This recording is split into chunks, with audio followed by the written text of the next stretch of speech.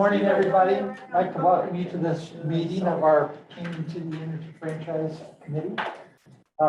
We will just do some introductions around the table to make sure everybody's properly introduced. I'm John Hamrick.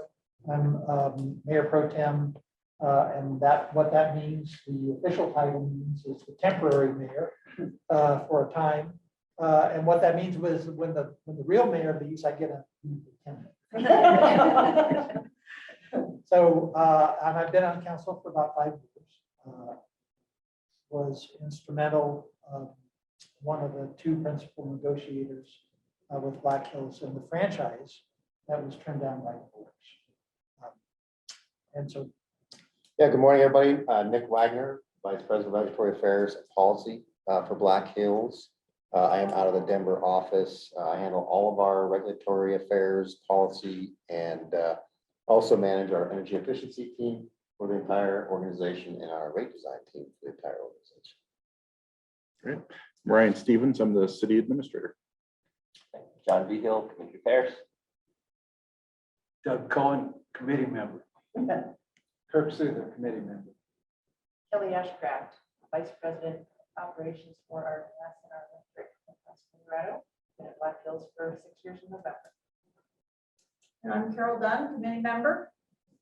And I'm Kathy Worthington, member of the committee and also new council member for 3 weeks. So anyway. and I think online we've got Emily Tracy, rather person. Sure. Nick Wagner also. That's me. So I. Oh, that's you. Oh, And being in 2 places at once, Wow. wow. I'm getting it figured out. I'm not going to reveal my secrets. I am now intimidated. Thank you for that. And so on our agenda this morning, so roll call, I myself am here, Carol's here, Doug's here, Kirk's here, Emily's here via Zoom, and Kathy's here.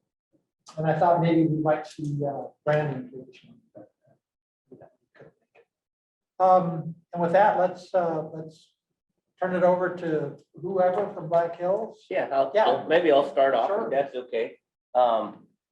So as I think you're all aware, you may have seen this once before or twice before now, but usually if we have more than 2 employees, we have a safety topic to start. That's just part of our safety culture. So what I wanted to share with you today, I've got a safety tip about preventing heat-related illness.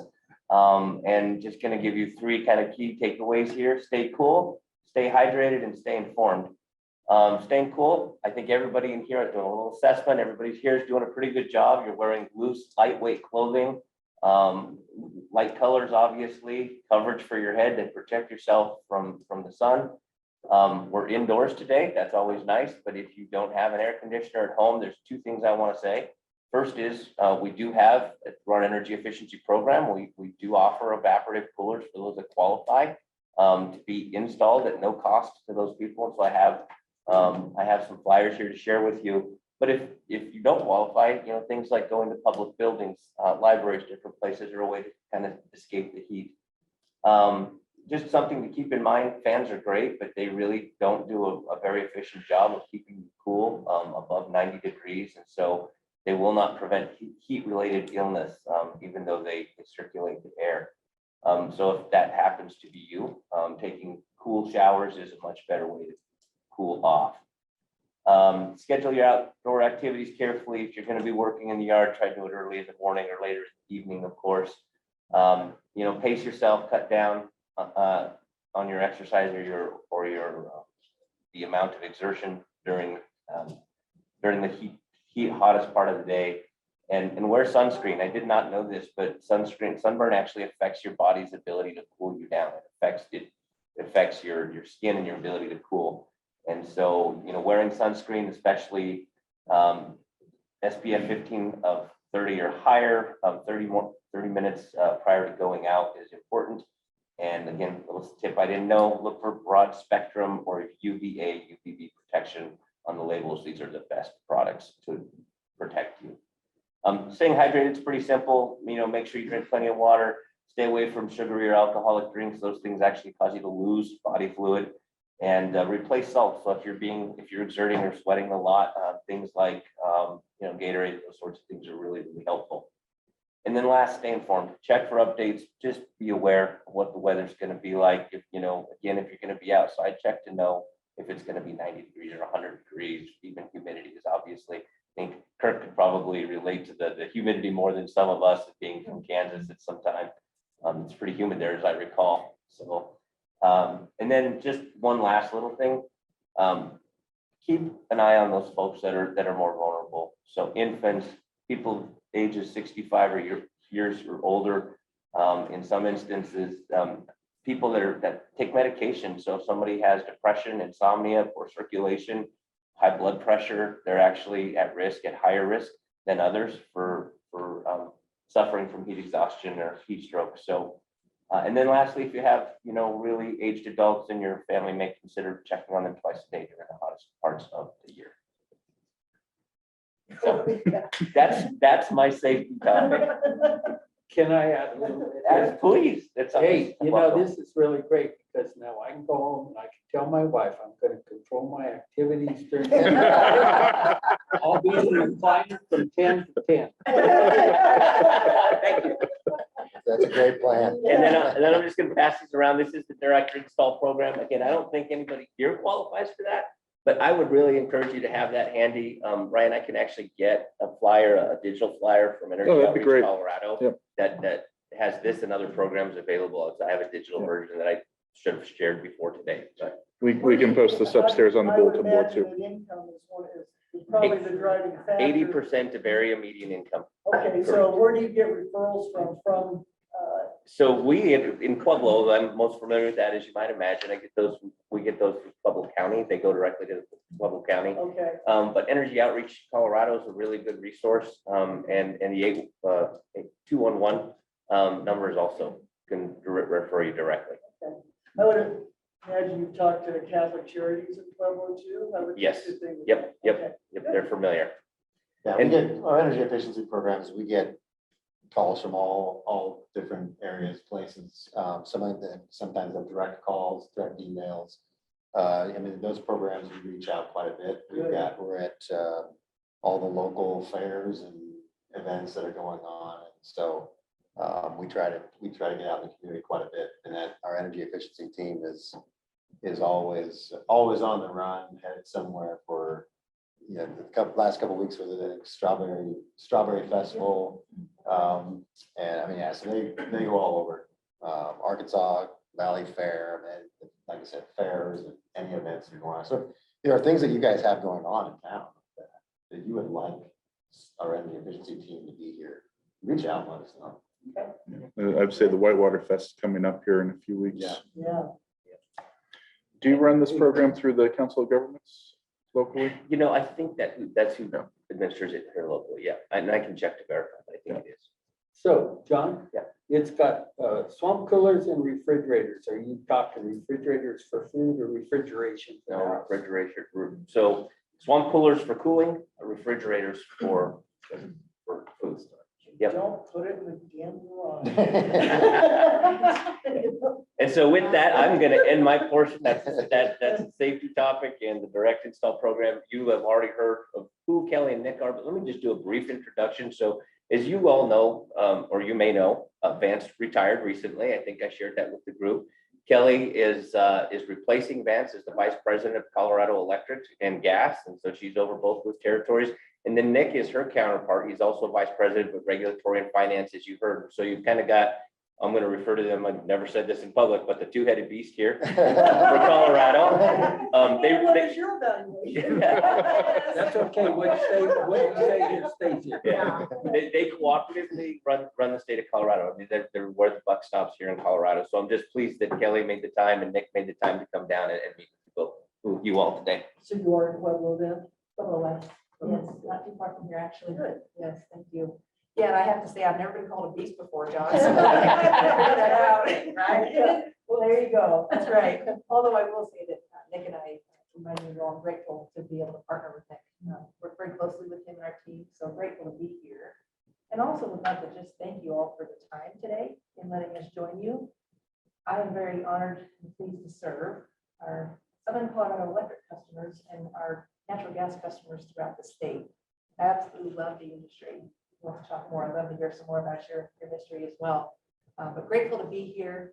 And again, been at Black Hills almost 6 years, but in the industry more than 30 years in Florida and Colorado. Primarily have served in customer operations and field operations throughout my career. But again, love the industry. Very pleased to be here today. Looking forward to partnering with you and getting to know each of you better. So thank you again for your time. Yeah, and my past is a little bit more, I wouldn't say checkered, but varying. I also served on city council for 4 years in a small or rather small Iowa town, way back in 2008 through 2012. Also served in the legislature for 4 years. Background is engineering. So I did system integration, automation, and program machines to make whatever they were supposed to make, whether it was instant oats or smashed beans for oil to go into different food products. And then was on the Iowa Utilities Board, which is the commission effectively in Iowa, for about 7.5 years, immediately preceding me joining Black Hills about 2 years ago, 2 years in July, so coming up pretty quick. So yeah, a little bit of history there. As Kelly said, thank you very, very much for being with us. Want to go through our clean energy plan, which we did file here at the beginning of the month. And we're going to go through it. I've got a bunch of slides. Please feel free to just jump in, ask questions anytime, really informal. So if there's anything that comes up, any other questions or anything at all, just raise your hand, throw something at me or whatever, and be happy to answer those questions. So before we get started, anything off the top of your heads or anything that you want to have us cover before we? All right. I'd like to have some. Well, great. Well, like I said, as we're going through it, if there's anything that jumps out, please ask. So we've called our plan the 2030 Ready Plan. For those of you that are familiar with the state, there are requirements to meet certain targets, emissions targets. And so this is our plan on meeting those targets. So the agenda, safety topic, we'll quickly go through Turkey Creek, which was our solar project that we had in Southern Colorado, the clean energy plan, and then renewable energy standard plan. While we filed them together, those two plans really are kind of the same thing. One of them was pre-existing, and then the clean energy plan is the new requirement by the state. Nick, is that actually a requirement or a guideline? It is, for some utilities, it's required. Okay. For us, it was voluntary. However, it was one of those carrot and stick things. Right. So if you didn't take the carrot, then you were going to get the stick from the AQCC. So any utility, anybody that's providing electric service in the state who does not file a voluntary clean energy plan will be subject to the same requirements, and probably we looked at it, it's probably more stringent from the AQCC, from the Clean Air Division of the state. Which is the air quality control. Yeah. Committee that has yet to be formed, Nick, or are. No, they exist, yeah. And that's the other thing. In the utility industry, we love acronyms. So if there's, I generally try to step back and say them, but if there's one that we throw out there, don't hesitate to say, hey, what are you talking about there? So, so with Turkey Creek, that was our solar project that we had. We went out about 2 years ago, did an RFP, signed an agreement with a developer. As some of you may have heard during the last probably year or so, supply chain issues, other issues in the solar industry have created some major chaos.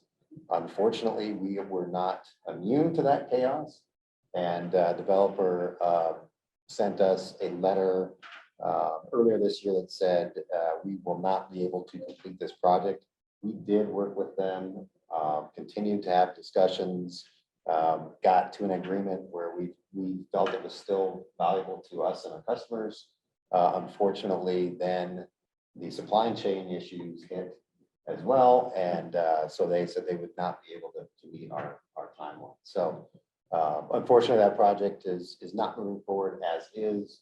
We're going to continue to work with them, look at opportunities as we get into the clean energy plan. Part of that is procuring renewables, and so they'll have an opportunity to jump back in the queue with us from that standpoint. So as we look at our 2030 ready plan, there in 2022, we're at about a 61% lower carbon emissions. I'll also back up and say, even before the clean energy plan came along, we had set enterprise-wide goals, both on the electric and the gas side. On the electric side, our goal is to reduce our emissions by 75% by 2030 as of 2005 levels. And on the gas side, it was reduce emissions by 50% by 2035 as compared to 2005 levels. I'll also add, if I get any of these numbers incorrect, Kelly will jump in and remind me that I'm incorrect. There's a lot of numbers to try to keep in. And as my wife says, I got a lot of stuff that I keep cramming up there, so something's got to go at some point. So we're currently 2022, we're looking at probably about a 61% reduction in carbon emissions. And 2005 is the baseline. Yes, yep. Yeah. And 2005, you'll hear from different utilities is a baseline because that's the cap, kind of the peak of emissions for utilities in the US. And so that's a number that pretty much all utilities use across the industry. So with this plan 2025, we're anticipating about a 78% lower emissions. And by 2030, we're looking at about a 90% lower emissions according to plan. Will we be able to have a copy of your presentation? So Or is that to, currently, we are using this just for informational purposes, but we're working on getting it out. okay. You're not the first one to ask, so. And I do have a one-page kind of takeaway highlight that I'll share with you at the end of the day.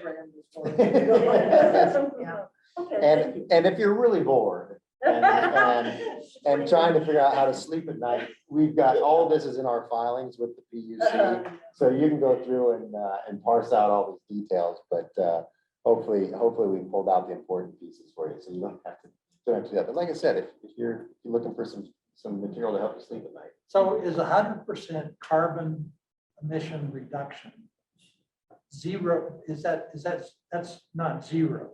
That's No, so you'll hear a couple different things from the industry. One is a zero emissions or net zero. And that just means that what they're doing is providing zero emissions into the environment. Generally, that's done through purchasing renewable energy credits, carbon offsets, doing carbon offset programs within their utility or things of that nature. So that is different than 100% reduction in emissions. Obviously, to get to zero emissions is very difficult, if not impossible. So, and keep the lights on.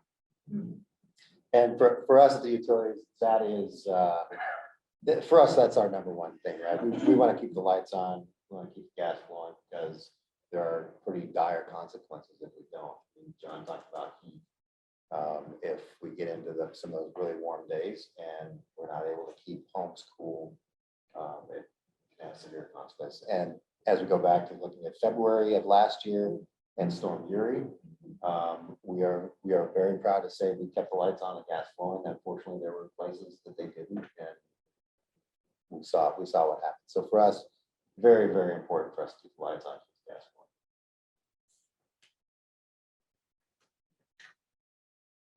So as we look at our energy mix today, we are mostly gas, a little bit of wind, a little bit of solar, and then we do some purchases to make up our mix of generation.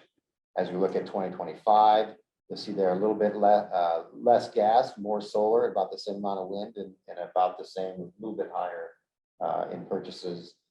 And then again, with our plan, looking at 2030, about the same amount of solar, a lot more wind, a lot less gas, and about the same amount of purchases. So as you can see with our plan, we're looking at a lot of renewables, putting a lot of renewables on. So here's the resource additions that, that our plan has put forth, and I'll let you know too, as we go through this, we're not just throwing darts at a dartboard and saying, oh, let's pick solar, let's pick wind, whatever. We have pretty substantial modeling programs, and we've got a third party that does that modeling for us, that models our system, has our system designed, goes through and models, okay, what are the situations, what are the loads, all of those things, and takes all of this into account. We ran, I think, over 20 some scenarios for this plan. So a significant amount of work, significant amount of analytics and analyzing what is the best approach and how do we get there. So as we look at all the plans here, our preferred plan has us adding about 450 megawatts of new renewables. And you see there 149, or about 150 megawatts of wind, about 260 megawatts of solar, and then about 50 megawatts of storage. Can you translate the bottom line? I'm sorry. That's- I'm trying to go. Yes, okay, what does that mean? yes, I will, That I will, whole yeah. bottom line, can you Yeah, yeah. translate, please? So CEP is the Clean Energy Plan. Oh, okay, all right. Okay, CEP and no SCC. SCC is social cost of carbon. So that's our clean energy plan. If we don't include the social cost of carbon, the base ERP is our base energy resource plan. And then the base ERP, again, with no SCC, is the base energy resource plan, no social cost of carbon. So as you see, when you put the social cost of carbon in there, that tends to skew the models heavily towards selecting renewables, because obviously there's no cost of carbon with renewables. So that's why you'll see in both of those with no social cost of carbon, a little bit of gas and other resources there. So as we looked at it, again, this plan gets us to a 90% reduction. The law requires an 80% reduction by 2030. We, looking at it, feel that it's the difference in cost and the difference in effort is minimal to get to 90%, which, and then it also gives us a little bit of flexibility. Obviously, these are all models. We hope that they're correct, but we know that there will be things that do change over time, especially in this industry. It's changing very quickly. So we want to be adaptable and prepared that if we need to, we have that flexibility. I might just touch on this. So, Nick, can you, because it was a question that came up for me the first time I saw the presentation. Can you share just a little bit about why we modeled with the social cost of carbon versus without the social cost of carbon? Yeah. So the law does not require that you model with the social cost of carbon, but it, looking at where we're going and the PUC and the parties, they are going to be heavily trending or favored towards using social cost of carbon. And again, looking at what we were able to achieve with it, we just felt that was the best plan. Like I said, it's not required, but it is highly encouraged. How do you determine, I consider social carbon kind of a very subjective. Yes. And so how do you determine what you use as the cost? In other words, how you determine the actual amount? Yeah, we used, there's a couple things out there. I'm trying to remember from the legislation. I don't think the legislation defined a social cost, a specific cost, but there are a couple of other areas that have, a couple of other pieces of legislation that have defined what that cost is, and that's the cost we use. And I don't So it's remember. down off in the the top. footnote, so to speak. Yeah, where you can yeah. put, this is how we based it. Okay. I don't remember off the top of my head. I want to say it was in the $60 range per short ton. But don't. That's okay, I'm just curious.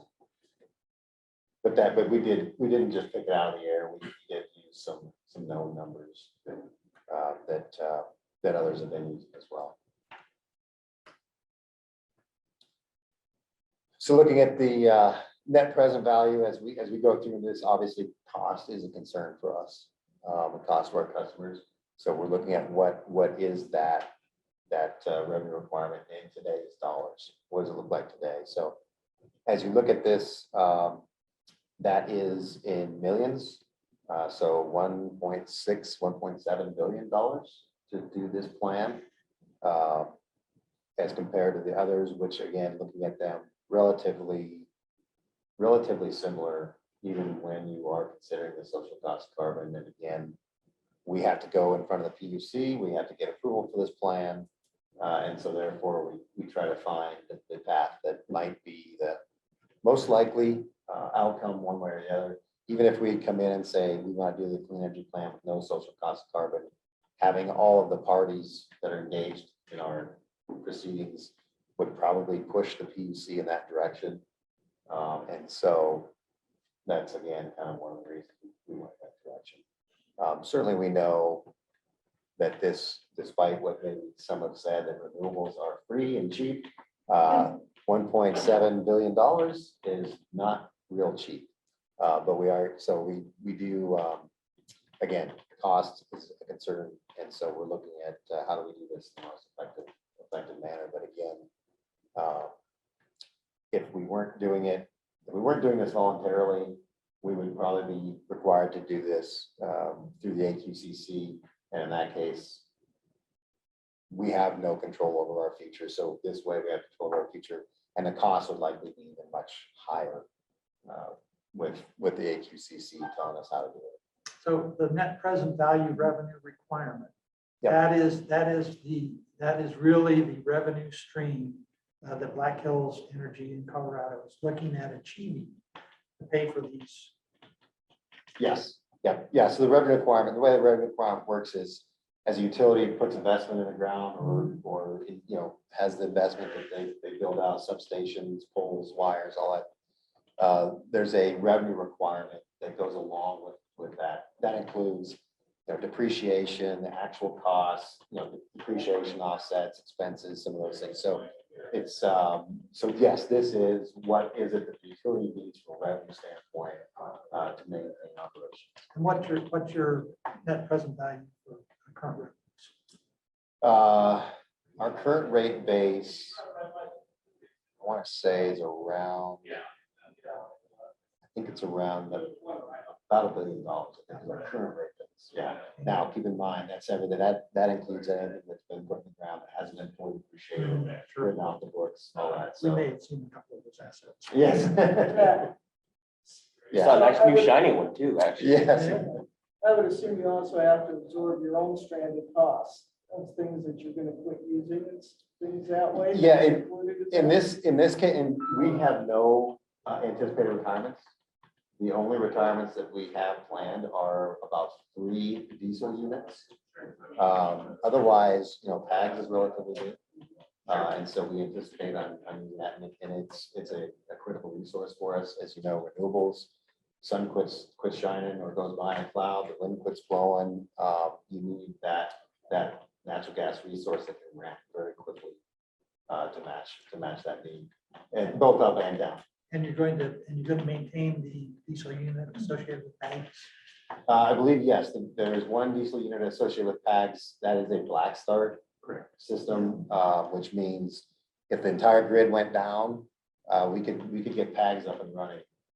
And then that would help the rest of the system get up and running as well. So from a reliability standpoint, a very critical piece of equipment. There's another unit that is used mostly for transmission congestion, reducing transmission congestion that we won't be retiring.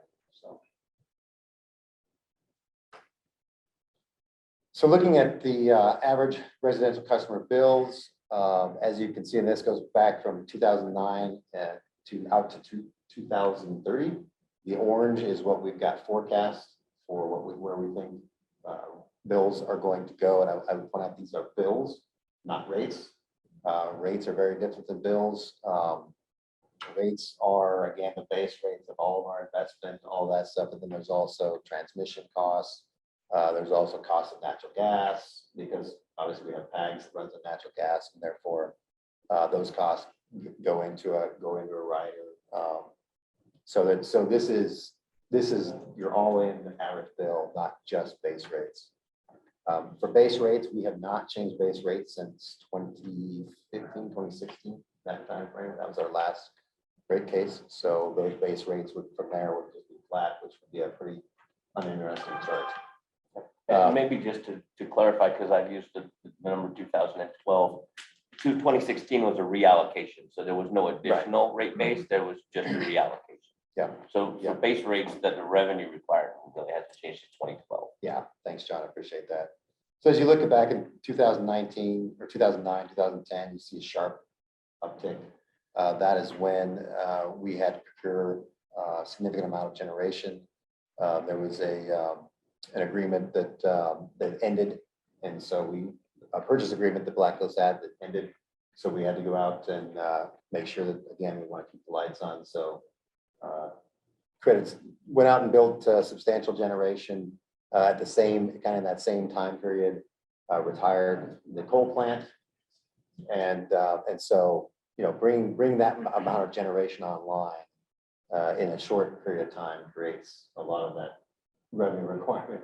So that's why you see that sharp uptick. But since then, we've really been able to keep average bills relatively flat. The spikes that you see in there are, and especially in this year, is related to natural gas prices.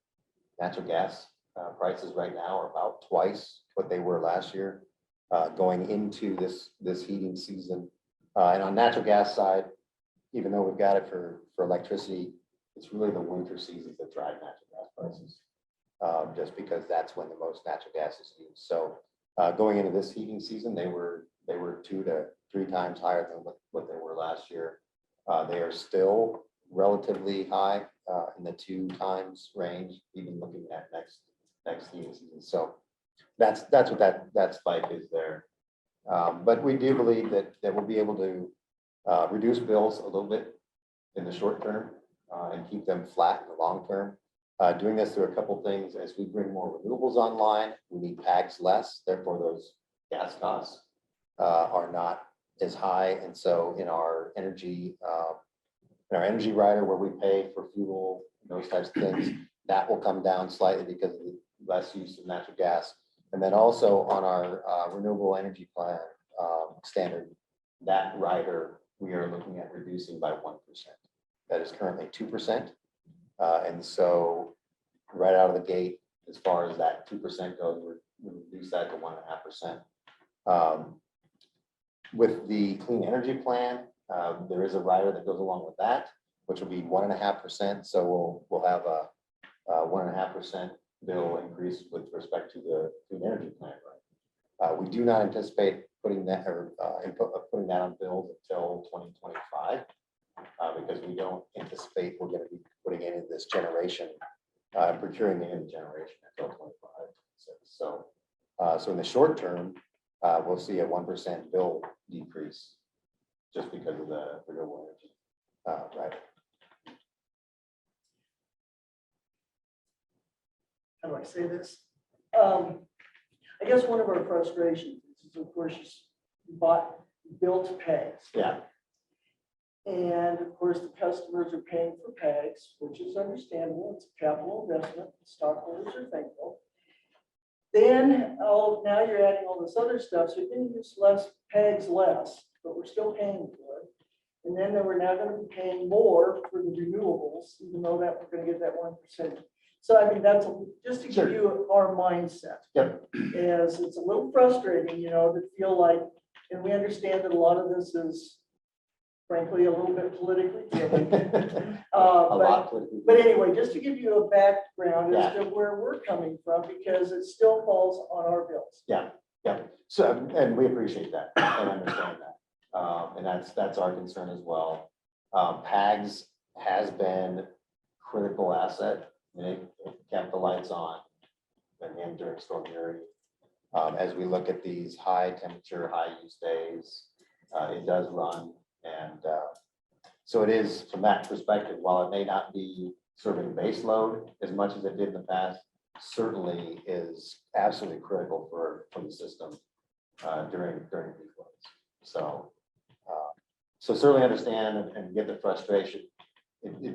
Kind of the value of PAGs has shifted more from the base load to reliability and the peak side. So not sure that makes you feel any better, but that really is what we've seen with those units in that system. Now, with the shift of going to renewables, are you going to be owning all that, so that'll increase the rate base, or are you gonna be contracted? So the law allows for utilities to own up to 50%, 50? 50, yeah, 50% of that new generation. And that's a combination of if we have our non-reg side, the non-reg utility build it, or the regulated utility. So it can be a combination of those two. So that'll be adding onto the rate base. We've got that's plugged into to that number that I already showed you, the 1.7 billion. Yeah, it's all based in there. It can shift back and forth, but overall that number will be roughly the same. Is that a PUC law or Colorado law? or- So yes, that was part of the clean energy plan that legislation that was passed. That legislation included that or not requirement, but allowance of up to 50%. And it is It's a new law. yeah, it is the new law, yeah, and it is the PUC's determination on whether or not or how much the utility can own. So that's up to the PUC. Yep. Okay, so we got a report from Steve that you folks are considering helping the city of Pueblo go with electric vehicles, possibly part of the fleet. Yeah, Okay, so that puts a bigger burden on the system. So I guess I have a hard time with that situation all over, not just Black Hills. yeah. I mean, you see where people are, utility companies are whining about the burden on their systems, especially during peak times. When you're running air conditioners in the middle of the day and it's 100 degrees outside. And yet here you're talking about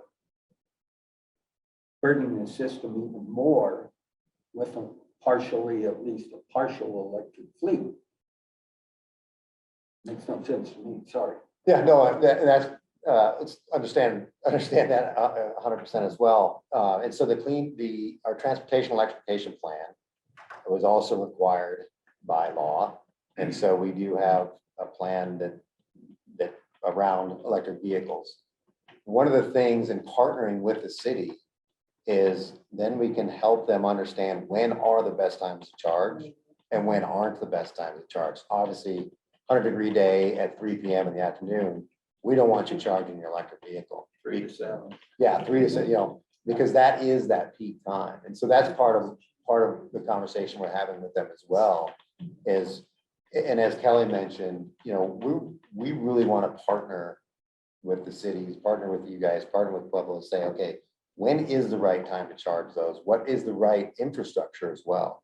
Because we don't want to overbuild or we don't want to underbuild. Again, reliability is critical to us. So we want to make sure that we're building the right things we need to build to serve those loads when they're needed. And again, how do we work with the city to make sure they're not, if they got a shift ending at 3 o'clock and all the police come in and plug in their cars, that's not going to be good for the system. And so again, that's kind of why we're looking at having that partnership and working with them. So who can control that? Can Black Hills control when they charge? Or since it's the city vehicles, would they not be the ones to control when they charge? It depends on how you have it set up. So we absolutely could put things in place and say no charging vehicles for this thing. That's not generally, going back to the carrot and the stick. We don't like to use sticks.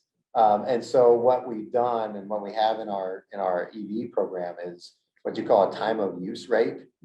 And so at those times from like 3 to 7, if those are the highest use, and that's when it's most expensive to generate, we can say, okay, at those times of the day, it's going to cost you 2, 3, 4 times as much to use electricity. So it's more of an incentive to say, hey, charge them off peak, charge them at 8 p.m. or charge them at 10 in the morning. And so that's how we as a utility kind of help people, help drive behavior. away from those peak periods. So I wouldn't say we have control. I mean, we could set up a tariff and say, no, we can't charge this time, this time. We don't want to do that.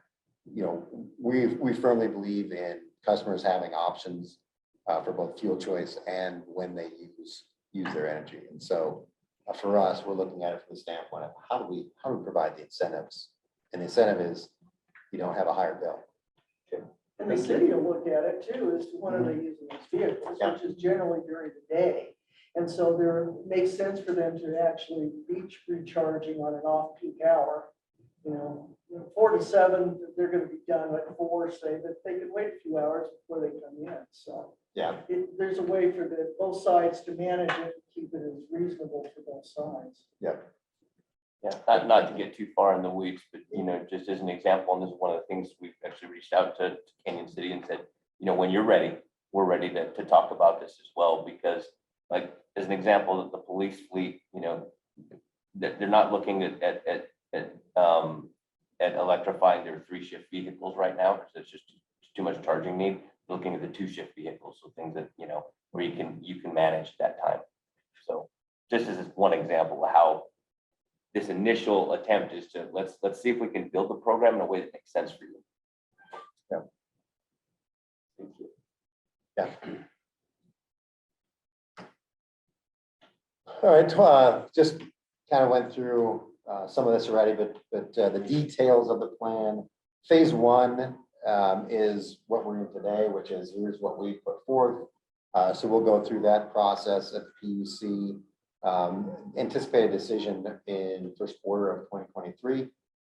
Phase 2 is where we actually go out and get and procure everything that was approved in phase 1. So even though our plan has about 450 megawatts of renewables, the PUC might say, no, you only do 3 or something of that nature. And so then whatever comes out of that phase 1 is what we go into the phase 2. We put out requests for proposals from different companies or whoever wants to bid in and say, here's what we've got to bid for your requirements.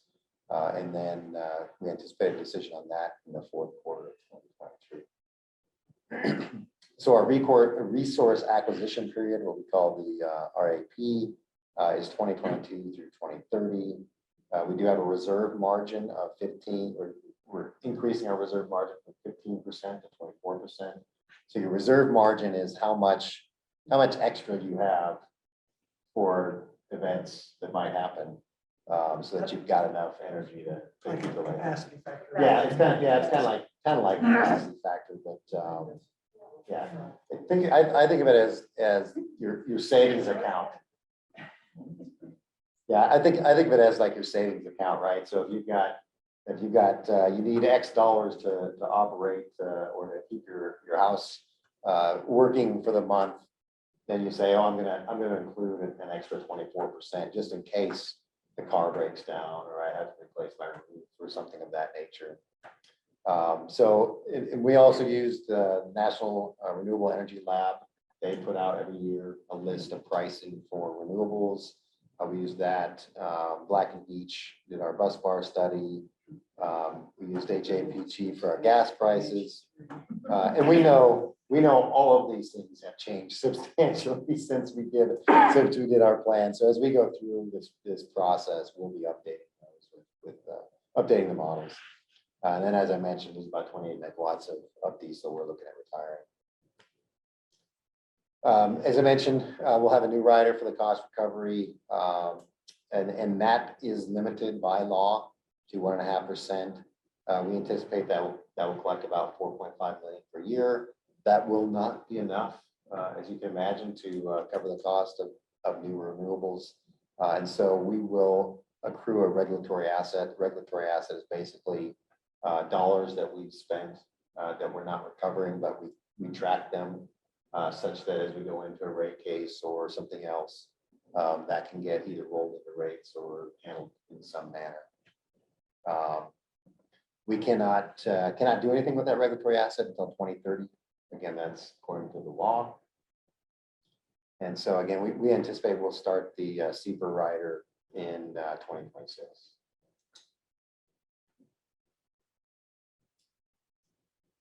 And then we've got an independent evaluator. This is again required by law. And so we're using Ashion Group as our independent evaluator. So they're going through and looking at it from both sides. The basis of their evaluation is the Colorado law. The Colorado law versus our plan, all the parties kind of, they look at the whole thing and say, okay, yeah, this makes sense. They're not just throwing up a bunch of stuff that's more than they need or they have enough to meet their stated goal. Pretending that there's the cone of silence on this, Richard doesn't know that. But basically, what's your feeling of the overall view of PUC right From which, now? From a utility utility perspective. It has, and I, by the way, I'm older than I look. It has become a little more difficult. Just because of they're pushing maybe this transition a little bit faster than the utilities are able to go. And we have, utilities again, going back to reliability is our key concern. And if we push too fast down this transition, we're going to have some issues. And so for us, that's kind of the biggest concern. It's just, and then obviously the natural gas side, the push away from natural gas to electrification, I think goes to your point that as we push more and more things on the electric grid, it's going to increase that load. And we've got to put a lot of investment to keep up with that. And ultimately the cost, there are certain things where electrification makes sense. There are certain things where it doesn't, where natural gas is still the most effective when you're looking at dollars out of a customer's pocket. Natural gas is much more effective than electrification for heating your house, heating your water, for the income qualified. So those are, I think, a couple of the big concerns that we've been dealing with. And we understand on our natural gas side, we have a role to play in reducing emissions as well. And that's why we implemented enterprise-wide targets to reduce those emissions. So, energy efficiency that we've talked about is a big piece of that. And just looking at how do we use the system more efficiently. Hydrogen, RNG, a couple of those things we've been looking at as well.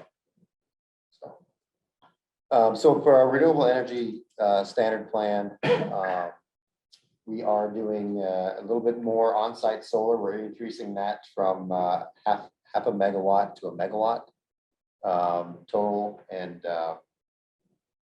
so as we look at the number of customers we have, we anticipate growth. This is the actual growth we've seen. The PDI is our low income qualified program that sells out immediately every time we open up a new tranche. But even without that, we're seeing pretty significant growth on the solar side and on the on-site owner-owned the on-site owner-owned solar and storage pieces. So, and again, this is our renewable energy standard, and we've had these plans in place, and we're required to file a new res plan every 5 years. So I think we're in our either third or fourth res plan now. So this is relatively well established. Again, like I said, we're filing this at the same time as our clean energy plan because they're very closely related. So looking at solar, like I said, we're looking at increasing the available annual capacity, excuse me, for both income qualified and then as well as our regular and large size.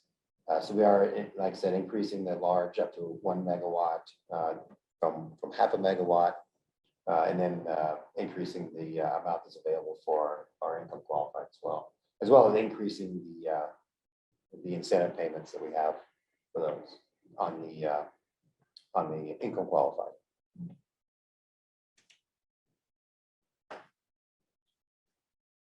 So the community solar gardens, we do have a number of community solar gardens throughout our service territory. I will say these are probably the most expensive way to do solar. So we are increasing, I think from, we're increasing this a little bit, but it is an area that we are very cost conscious. We're concerned about the cost that these are driving towards customers. And so looking at how do we do solar more cost effectively than the community gardens. Community gardens are nice because it does allow those who don't have either the rooftop or the space or anything to take advantage of solar programs.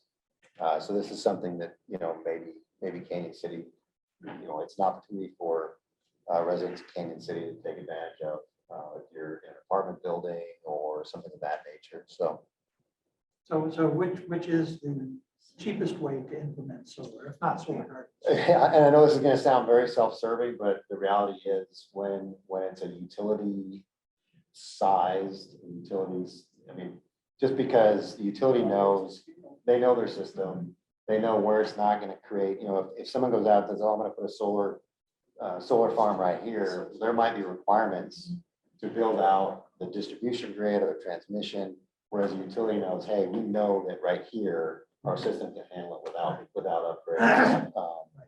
So that, when you're looking at it, the whole system, that's the best approach.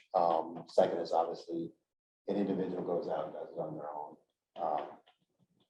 But you know, when they're looking at their costs, that's still higher than you would at utility scale.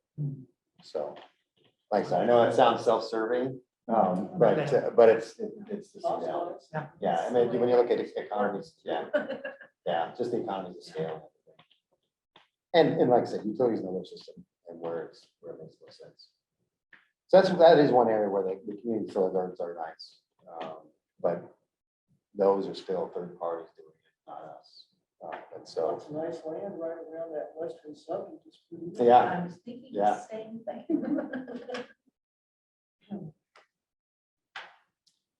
so here's our changes again, on the community solar gardens going from 0.5 megawatt to 1 megawatt. And then, so we'll have a total, and then that's the income qualified, and then we're increasing just the open RFP by megawatt. So going from 2.5 megawatts to a total of 4 megawatts for our solar gardens. And I'm blitzing through some of these kind of quick, just because I know I think we had an hour scheduled, so I want to be conscious of everybody's time, so. I think they're good. I don't think- Okay. Or actually have this room until noon. Oh, okay. So Great. as long as it doesn't interfere with your schedule. Okay, perfect. And again, if there's any questions, if we need to back up to any, if you have any questions, just let me know. So RISA, again, some of the RISA plan changes. We currently are in an over collection, if you will, on our RISA. So if you go back to the original legislation on the renewable energy standard plans, they allowed the utility to collect, and we've been collecting at 2% of bills. That has outpaced what we've been putting in for renewables. And so we're going to take part of that and move it over to the clean energy plan to help kind of a down payment, if you will, on the clean energy plan renewables. And so that's partly how we're going to reduce. And then moving forward, we still have the renewable energy standard plan, but it's not as comprehensive, and so we can reduce that RISA charge from that 2% to 1% on bills. So that's again a 1% reduction right away. We're going to simplify our RISA, and these are just more of kind of tax and accounting things. Bush Ranch 1 and 2 are wind farms. Those, when we built them, were treated kind of special. So we're going to move those into the ECA, which is the energy cost adjustment rider. That's the rider that I mentioned before, where we pay fuel costs, all the costs to procure energy, whether we're buying it off the market, doing it ourselves, or Now, do you own those? You own we those? do. Let's see. One of them we own all of it, and one of them I think we own 50%, and there's a 50% PPA. If I remember correctly. But again, and so really with the RISA now, since the clean energy plan is going more towards a system-wide renewables, With the RESA, we're going to focus on individual customers and our customer facing programs. So on-site solar and storage, off-site solar and storage, community solar gardens. And then again, the Peak View is another wind facility. And actually that's the one that might be with PPM. And yeah, because it's until 2026. And again, as I mentioned, reduce that RESA surcharge from 2% to 1%. And that's what we had for our presentation. So happy to answer any other questions, thoughts, things that you all might have. John, Yes. Emily has her hands up, just so you know. Sure, Emily, why don't you go ahead? Thanks. And I wish I could be there in person, but not able to yet. I guess I am missing some information or haven't quite put it together quite right for myself. Early on, when you talked about I believe it's the Turkey Creek project, where it just didn't come to fruition because of supply chain issues, is what I remember you saying. And I don't remember what the size of that project was to be, and you can tell me. Yeah, great question. I apologize. I didn't mention that. That was planned to be a 200 megawatt solar farm. Okay. So I guess my question is, if there were struggles, if Black Hills had struggles with that project, how do you, and then, the rest of the presentation is about adding solar in a variety of ways. So I would like to hear more about how you're going to do that without facing the same kinds of issues. In other words, that project is going nowhere, and yet we're hearing about lots more that is to come. Yeah, that's a good question. First of all, with the renewables we're adding, it's not all solar. There's a portion of wind and a portion of storage as well. And the solar industry really, it's industry wide for the issues that they're having.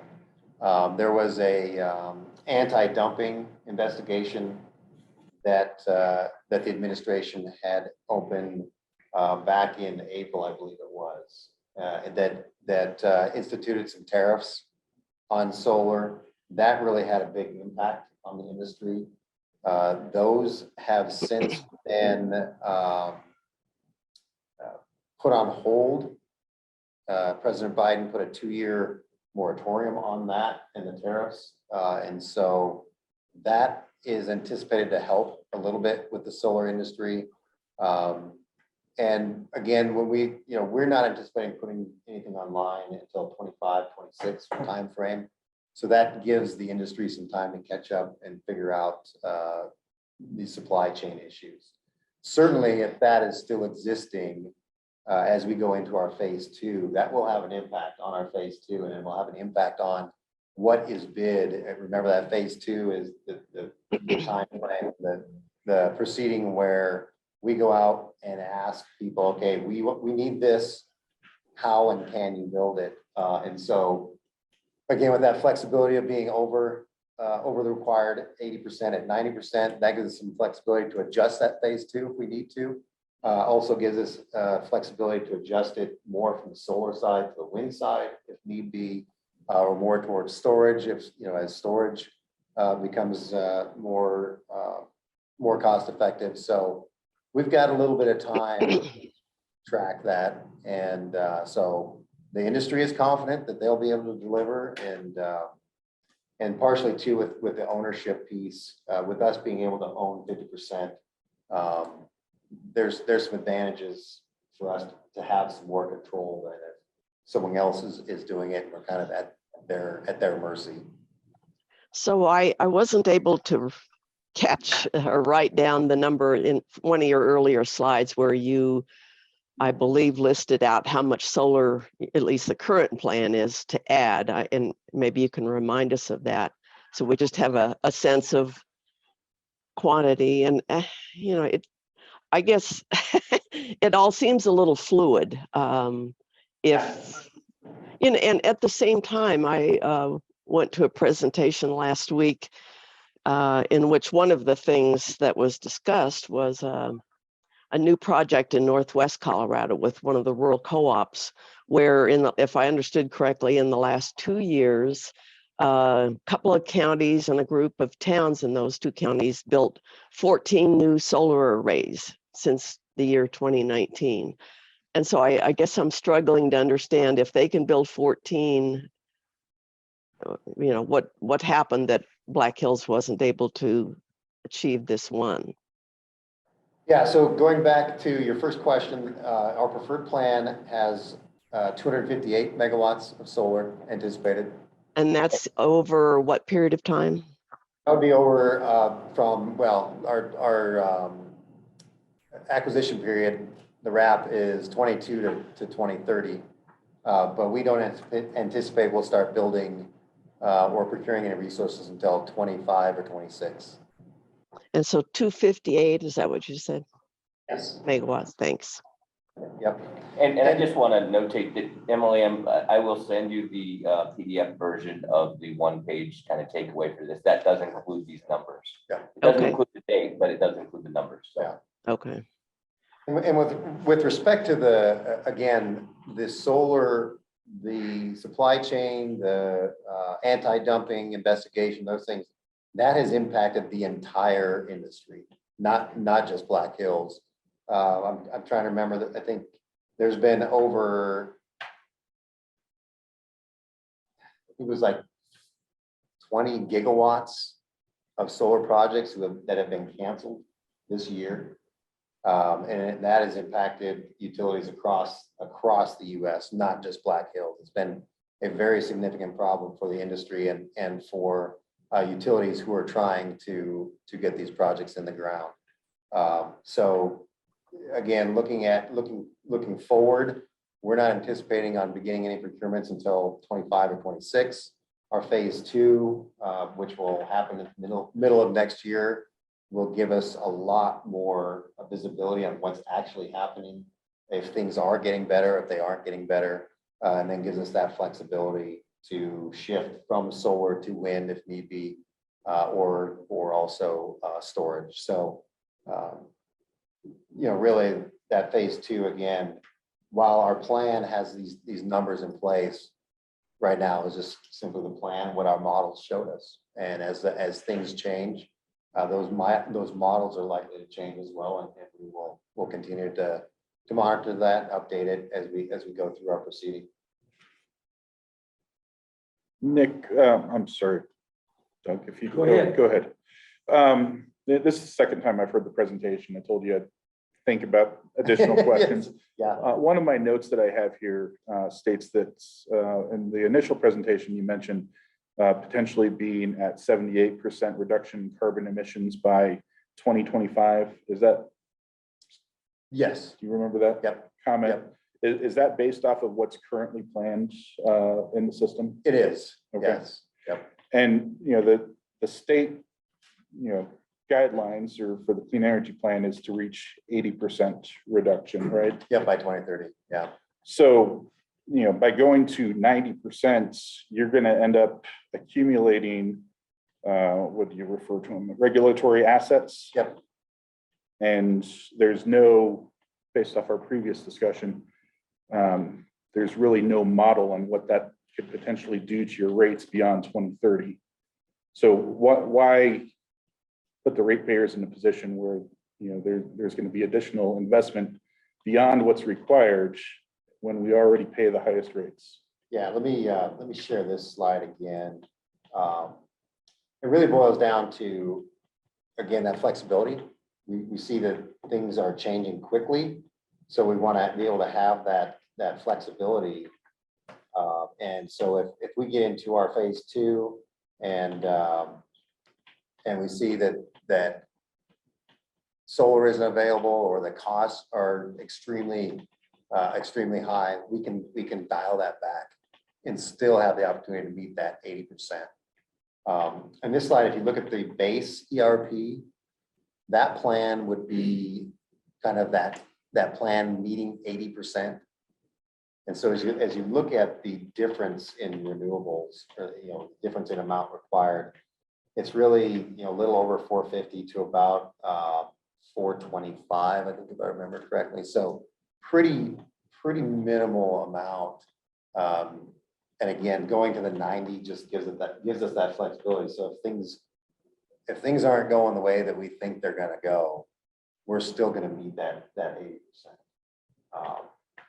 Because it's state law, we have to get there. To the 80. Right, to the Yeah. 80. Yeah. Out of curiosity, some of the other states that you serve are probably not as aggressive with renewable thinking as Colorado is. Are you still trying to do renewables and from a, I guess it's the right thing to do, or are you strictly doing what they require?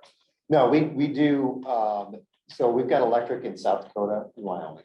And in both those states, we are looking at renewables as well. Wyoming, we've been doing primarily wind. Okay.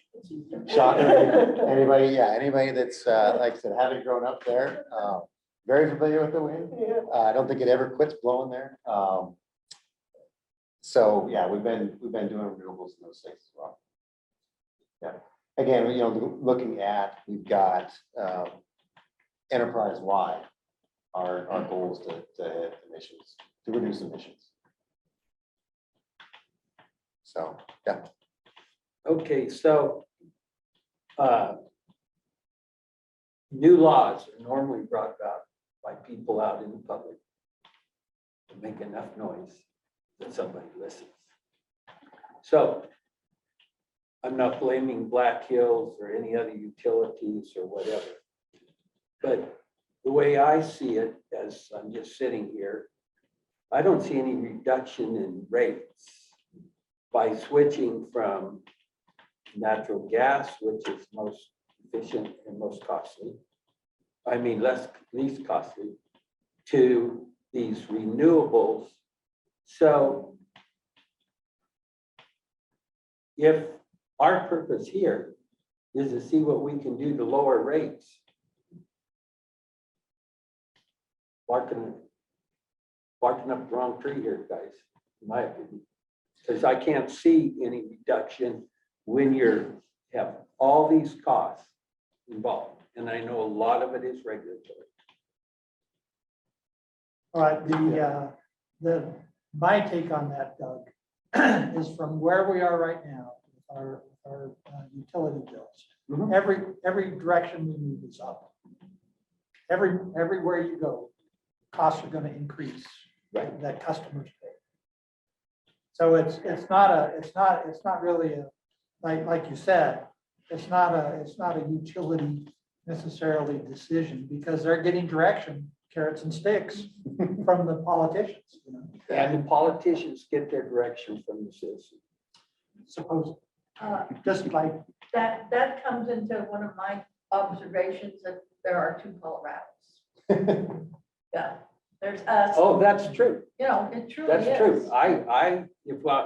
If I want either static rates or lower rates, it makes sense to me to go with the most plentiful, least costly, and most reliable. It does not make sense to me to go with wind that doesn't blow all the time, or solar that the sun doesn't shine. there you go, making sense. Well, and Sorry, and, that's me. Well, and it's part of those is that, what they're trying to do too. I mean, it's the balance between what we pay and what our kids live with later. And so, it's trying to put that price of the climate, because there is a climate change. And so, yeah, I want, what, of course, the best thing would be to have a lot of renewable and the rates go down, but that ain't happening. So, I see our case as far as our charge is to try and find a utility that's maybe doing some of that, but also being able to maintain a more level price line. So I know what you're saying, but it's like, yes, we live in a rural area where our air quality, other than smoke, is pretty damn good. But we also rely on those that are in the metro area that are creating a lot of this issue. And so we as a whole are, it's kind of our goal or whatever to have to try and mitigate it too. So I don't know. Does that make any sense? Yeah, and we, Not to me. we certainly, I understand what you're saying. And, you know, for us, again, going back to state law says, if you don't do this voluntarily, we're gonna do it for you. Of course, I understand And so pretty much any utility is in this boat, anybody that's providing this. And so when you go back and look at, again, we had our large spike in bills when we sort of did our transition. You know, Black Hills had our transition 2009, 2012. We've been able to, between 2012, 13, we've added renewables on the system, kept bills flat. So we've gone through our transition. We're kind of maintaining that. Other utilities are not in that same boat right now. They're going through the transition, so they're going to see that major spike. While And we, they have to Oh, I'm know not- what Excel. Yeah. I'm not picking on Black We're the Hills bigger- by No, any means. no, I didn't. I realize it's Yeah. industry-wide. Yeah. And I didn't take it that way. So I just, like I said, it I'll is get an to you in industry. just a second, Chris. Yeah. Yeah, I do see Emily's hand up, and we'll get to you in a Yep. second too, Emily, but the one thing that I would like to see is a graph of, and maybe out to 2030, starting in 2005, of electricity generated. So not projected or capacity, or, I mean, it's gonna be projected from in the future, but have the historical numbers to show the actual amount of electricity generated perhaps by year. And then I would like to see on that graph the tons of carbon actual emissions by year. And with the projections out to 2030, because honestly, the problem that we've got here is that we have a modeling scheme, modeling calculations generated by politicians who generally don't know up from down, and So Yeah, I was we- gonna say, wait, I would hate. to- So your actual emissions, I just want to make sure we get that right for you. Do you want that for Black Hills only?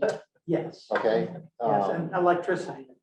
Okay. And so, but the other point about that, and then we'll get to some other questions, I thought we'll have some others too. But the point about that is that there are a lot of, no one's talking about the social cost of carbon for renewables, generation, or producing the solar panels, Mhm. or the windmills. And we don't have a clue whether we're doing good or bad. We could be doing really bad, increasing carbon emissions as one measure of that. There's other ways to measure that. A lot of people are opposed to mines, but all those minerals come from somewhere. To include storage as well, because that 50 Yeah, megawatts right, of storage is battery, correct? Yeah. Yeah. Well, Exactly. it's not defined as battery, but likely that's what it would be. And then just again, to qualify, so when you want actual emissions, are you looking for CO2? Sure, that'd be tons of carbon. Okay, all right. CO2, whatever, however you want. Besides that, where do most of those panels come from? Right, Huh? China. The very people we're trying to. Well, and that's Yeah. part of what started, the investigation. Was there was a region of China that the silica was coming from that was being used, and there was concerns of how that silica was being mined and basically by slave labor, children slave labor. And so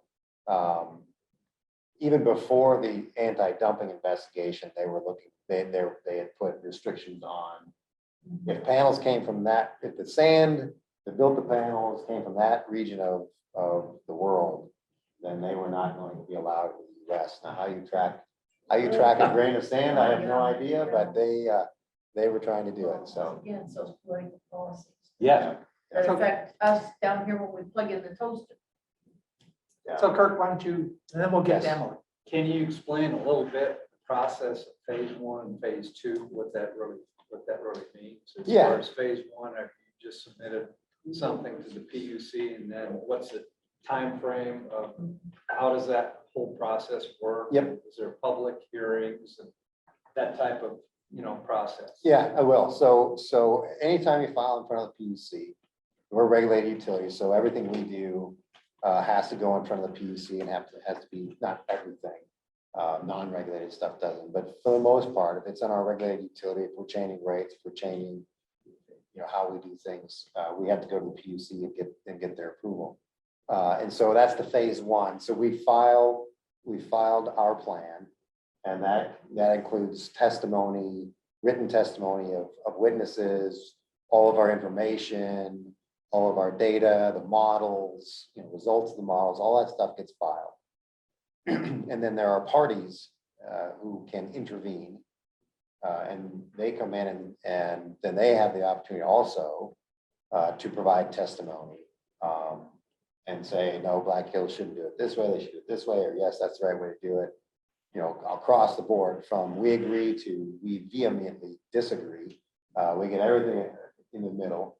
And then we go back and say we rebut or provide testimony rebutting what they said. And then ultimately, at some point, goes before the commission in a hearing, either the commission or an ALJ, they can assign an administrative law judge. And so then there'll be a hearing where the witnesses actually get up and are cross-examined by the other parties. Once all that's done, then the commission has presumably they have all the evidence that they need to make their decision. And so then they deliberate on it and then issue a decision based on everything that they've just heard over the last, it generally takes about 9 or 10 months. Now, how was the testimony? You said, where did you get the testimony from who, and how was that determined who you're going to talk to get the testimony?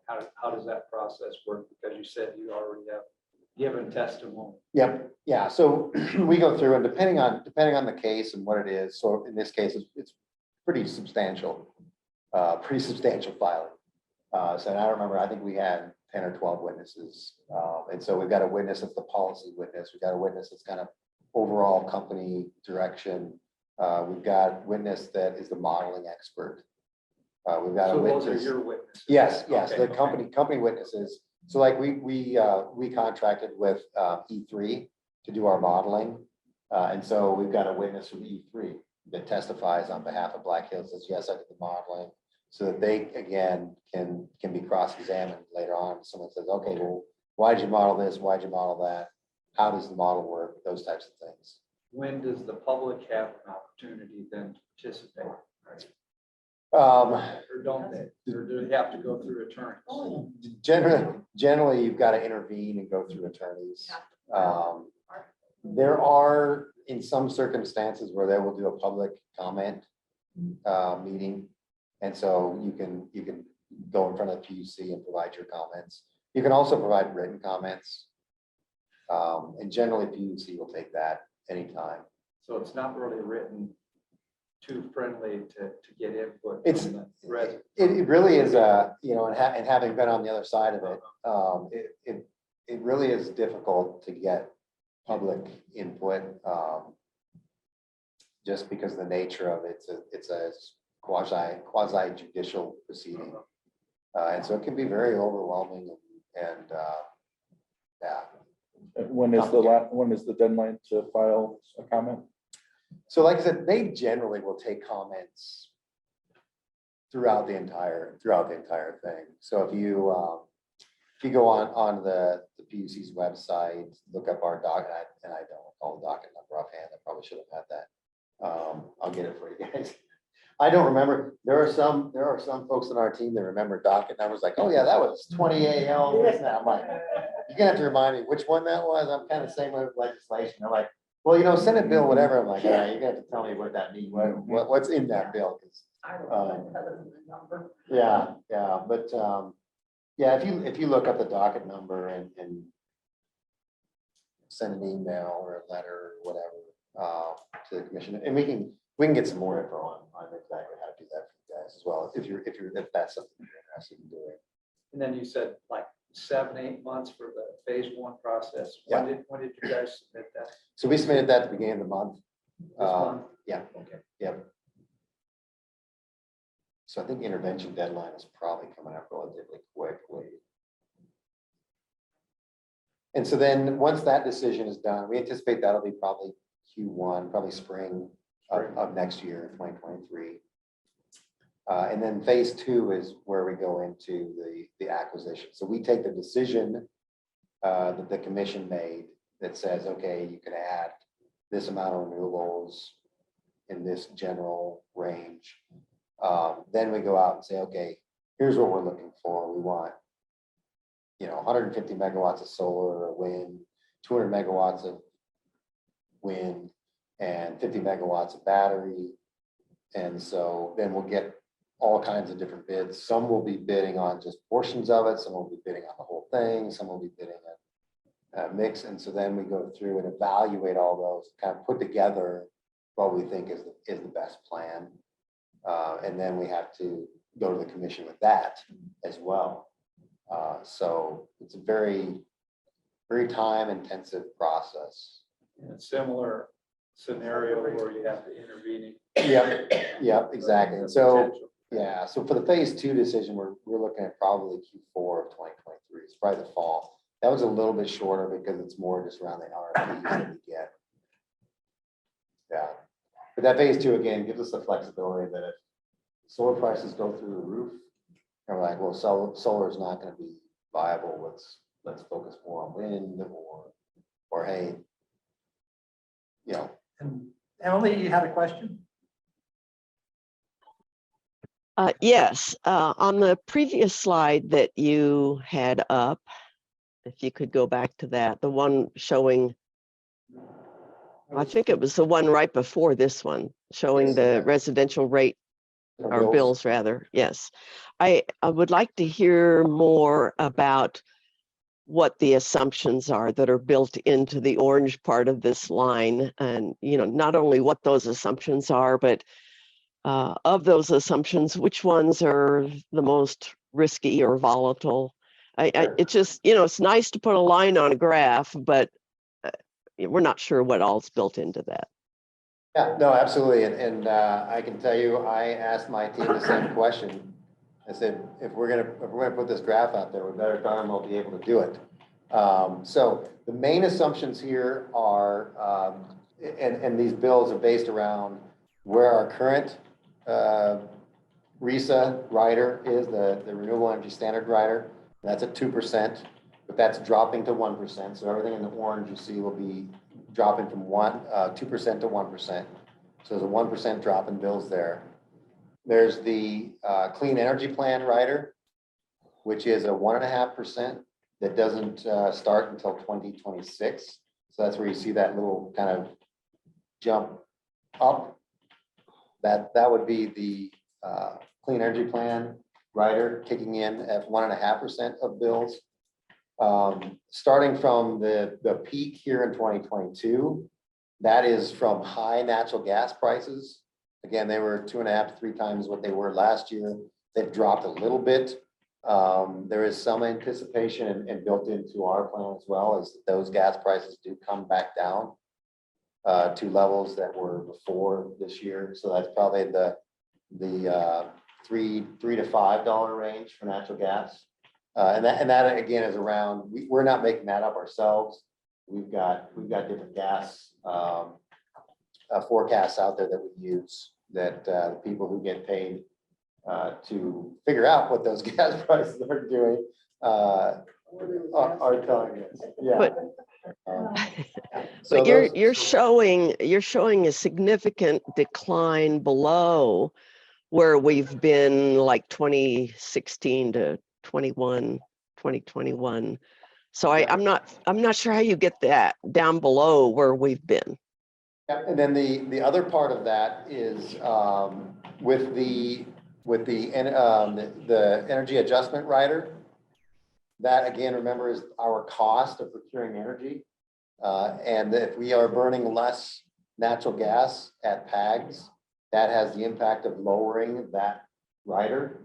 And so with more renewables on the system, we're not paying for fuel. And so that rider reduces significantly as well. So it's a combination of those things that, that show that the decline in average bills. And I assume, you haven't said, but I assume that that orange line is also including in some way the additional costs of whatever has to be built, capital investment and so forth, that even with that in there, you're expecting it to go down below where bills have been for the last 6-7 years. Yes, so that includes a portion of what it takes to do that investment, only a portion. Remember, we're capped at 1.5%. And so that 1.5% is the SEPA rider. Now, when you get to 2030, you're absolutely right. It's a different story because we have that regulatory asset that builds up because again, that rider will recover about $4.5 million a year and putting in 450 megawatts of renewables costs a lot more than $4.5 million a year. So that regulatory asset does build up.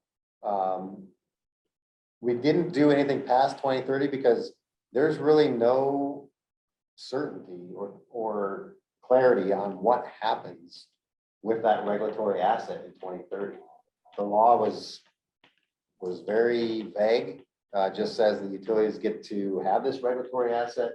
So it's unknown at this time exactly where that'll go.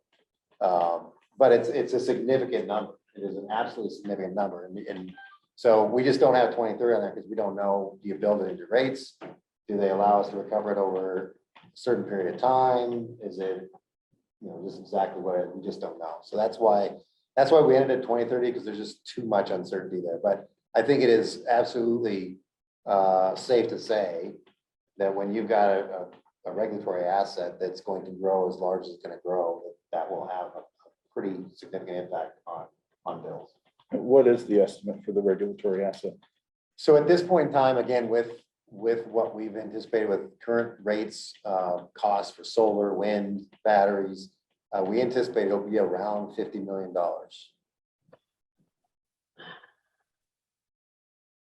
Would you say 150? 50. Oh, 50. Yeah, 50, yep. And again, that could change as, depending on where solar costs go or wind costs go, that could change significantly. And maybe someone decides, like you're saying, hey, natural gas is still the way to go, and it is most effective, and this electrification stuff doesn't pan out. Then So that's your 50% of the asset, then you're if, the 50 well, million. no, the 50 million is a total for the procurement of all of this left bar here, the 450 megawatts. That's not covered by the clean energy rider, correct? Yes, yep. It's not covered by my. The clean energy rider, so that's in excess of what the clean energy rider covers. Yep. Is there currently in the legislation an expiration for the clean energy rider? There is not. I had a question about storage.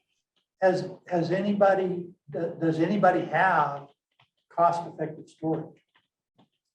Depends on how you define cost. Certainly the costs are coming down for storage. Coupled with the right situation, I've seen some areas where they've avoided pretty substantial substation and transmission costs, not here in Colorado, but in other areas of the country. In those cases, yeah, it is cost effective. If you're doing it simply for generation, probably not. If you're doing it to store renewables at lower cost during certain periods of the day, then it can be. So it really is, it's dependent on the situation. Does anybody have a storage solution? There's a number of different storage solutions. Well, Excel has a pump hydro just up, where is that, west of Denver. Let me ask it a different way. Does anybody have a storage solution that doesn't involve hydro or pump hydro?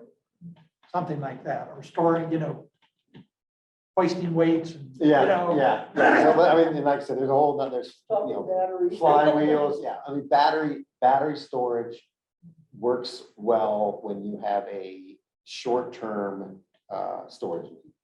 3 to 8 hours. It works well if you're gonna offset again, kind of going back to those peaks you were talking about. Well, you can't generate at that time, but let's use batteries. We can store into a battery at low cost and pull out of the battery at high cost when you have generation concerns. But it's only, like I said, about a 3 to 8 hour time frame. So so storage is not an answer to 100%. I don't believe so. I mean, that's why I think it takes a mix, and that's where going back to pads is absolutely critical for what we do and keeping lights on. Because you have those things and being cost effective. You have the rate structure with you don't have a lot of large customers, but I was thinking about those that are on standby where they could be called and say, you're gonna be offline in 1 hour. You have those customers. And how often you're using them now, because even when I was still at the company, we started using them a lot more than we wanted to. And I don't have that list in my mind. I'm learning some of this myself, but we can certainly get that for I you. was Yeah. curious. John, do you happen to know right off the top of your head? I don't know who's interruptible and who's not. Yeah, we have very few customers. Yeah. In fact, I'm trying to think on the electric side, and if we even have, we have an interruptible tariff, but I don't know that we had a contract with any of them, or do have a I don't contract know with. if it's sand plants or anything. where- Yeah, it's, Probably not the prisons. Or the casinos. Interesting enough, and so one of the things I did in my prior history was worked on those exact systems and had backup. I worked on the backup generation systems for those types of companies. Interesting enough, there were a few of those that what they would do is shed light load, shed HVAC, some of those things. And a lot of the states, a lot of local entities or public entities that are using tax dollars or there's a lot of them that are on interruptible rates just because they get a better deal. But it's a piece that we're looking at. Do we have the right program? Why don't we have anybody? And so, but we have very few right at this time. And then, there's the residential HVAC programs and some of those things as well that are out there, but. Any other questions? Well, thank you for coming in. We sure. really Absolutely, do appreciate absolutely. it. Hearing from you. Yeah. If you guys have any other questions or anything that come up, do not hesitate to reach out to Kelly or I or John. Happy to help any way we can. As Kelly mentioned, we're both relatively new to the company, and one of the things that we both focus on is how do we partner and how do we be good stewards of our customers and of our communities that we serve. And so if there's anything out, as we just, looking at electrification or energy efficiency or any of those other programs that we have, please reach out. And we're happy, like I said, happy to work with you guys. So appreciate your time. Dittos for us. Thank you. Yeah, I'd like to Why don't we take a 5-minute break and then we got a couple of things to finish up. One quick Sure, comment. sure, I just really appreciate the time again and the partnership we've had this morning, and the ability to learn more from you all. I appreciate the questions, excellent questions that you brought up. And at a minimum, we are always willing to get answers. Might not be exactly the answers we're all wanting to have at the end of the day, but how can we get closer to that? That's our goal. So thank you for sharing your thoughts, your concerns with us. That's critical for us as we build relationships and thank you all for that. It really is important. I'm a firm believer, and Nick and I and John, all three of us are a part of that. So please know it's a passion for us. Yeah. Good. Yeah. Thank you all. Thank you. Thank you. So being on the regulatory side. my Okay, favorite that's the job I cartoon had. Shows Took the my boardroom. place. So And the that gives you lawyer a up front clue as taking to- a presentation, and one of the board members leans over to the other. Well, You say, we're going to jail everything from someday key or punch. Sunday. Oh,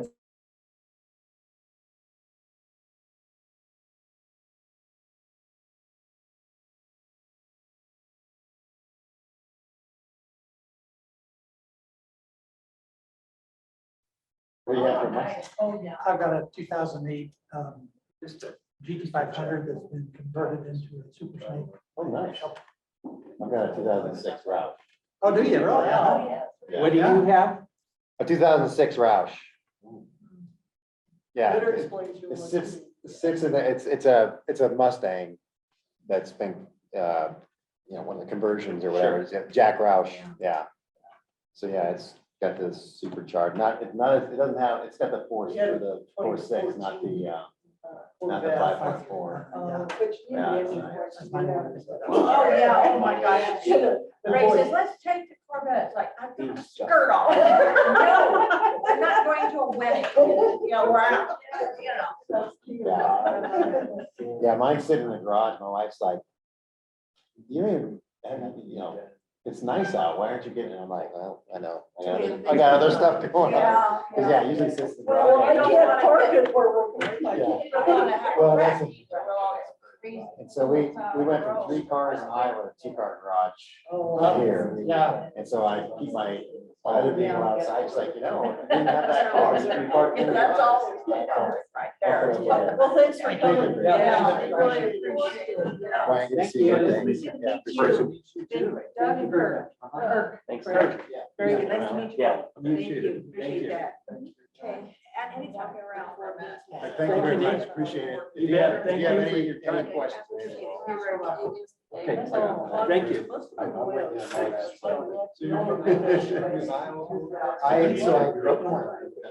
Yeah. For the pillows. Yeah. Okay. Oh, yeah, Nice to meet you. Yeah, talk to you more. My Appreciate it. dad, Carol? my dad grew up. Yeah, good stuff for the rest of the day. Well, appreciate it. Thank It's you. gonna be pretty easy and look, the sun's out. Yeah. I go full Oh, boy. There you go. My daughter just. Right now. Yeah. Well, so she can know that I've been here. Anymore. Yeah, yeah, Right here.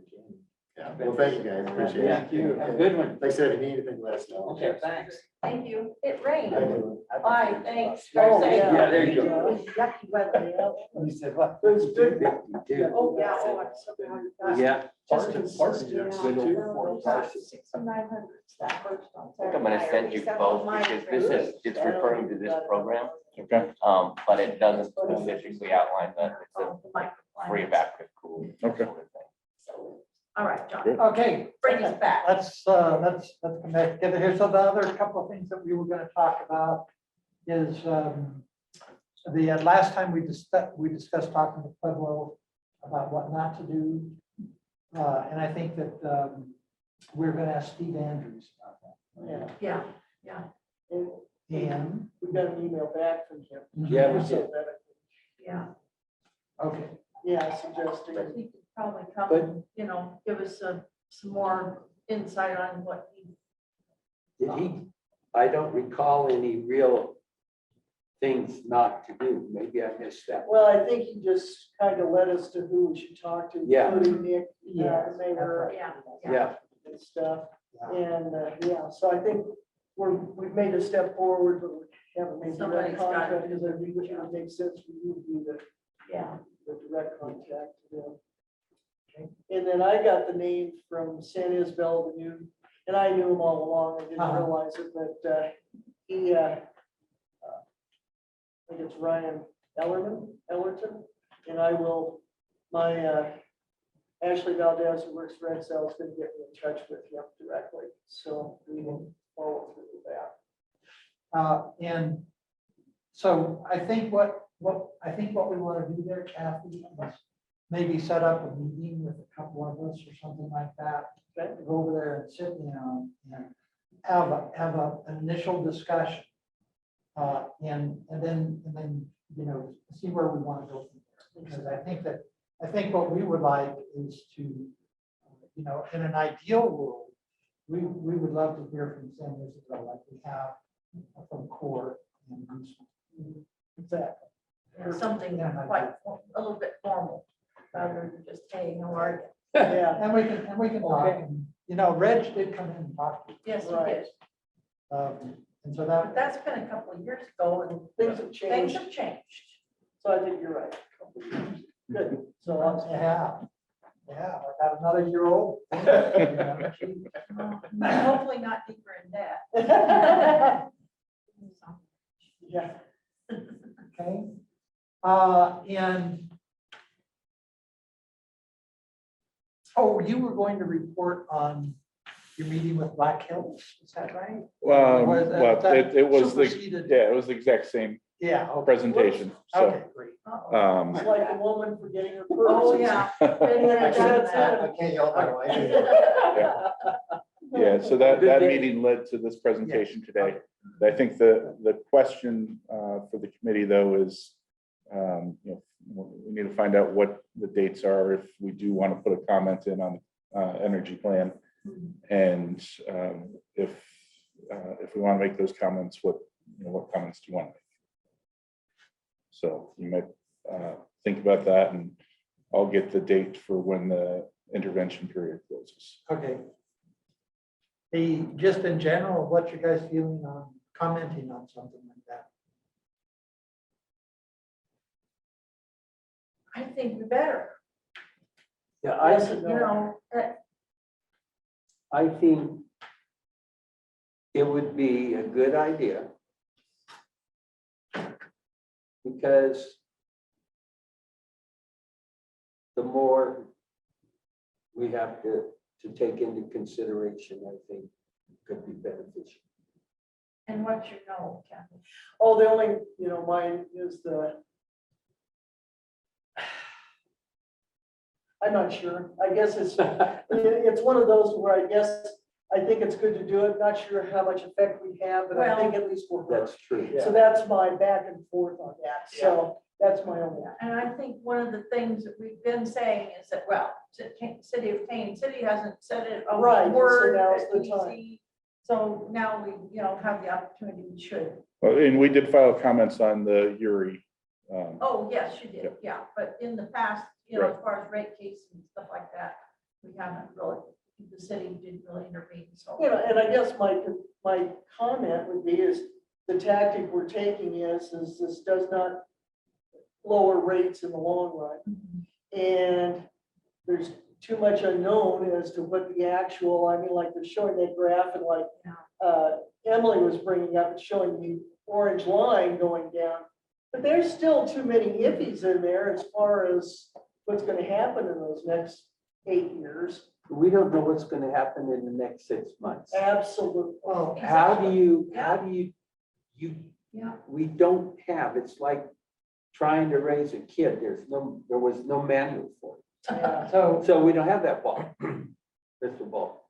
So on the orange line part, probably a question we could have asked Black Hills is to show if they use their normal accounting procedures to recover the regulatory asset. That was, I know you Yeah. did that. Yeah. I forgot. Well, I couldn't see that graph that showed, you know, what the cost per kilowatt hour was, No. kind of a thing. There was a total bill, average bill. Well, but still, I just couldn't see what the numbers were on the axes.